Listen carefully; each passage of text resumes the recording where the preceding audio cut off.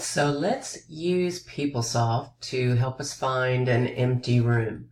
So the first thing I'm going to do once I'm in PeopleSoft is go to Classic Home. And let me move the window over so you can see over here on the left.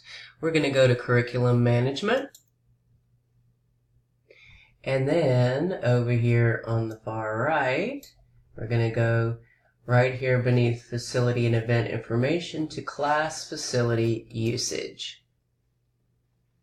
Okay, I now get this new screen, and we have to know the facility ID. We have to know the building ID in order to use this screen. And I've given you a document that will be right underneath this video that will have all these facility IDs on it. But let's say we're looking for a room in Oswald.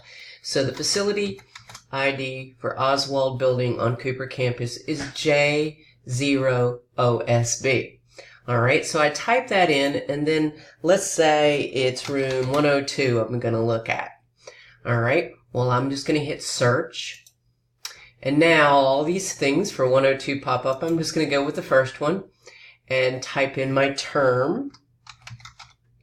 And then over here, I'll choose the day of the week pattern. So let's check Monday, Wednesdays first, and I really only need to put Monday, and click Fetch Class Meetings. It's going to tell me what classes are meeting there on Mondays and Wednesdays. So let's notice right now, if I look at what's scheduled in that room already, there's an open slot from 8 to 9:15 where I could schedule something.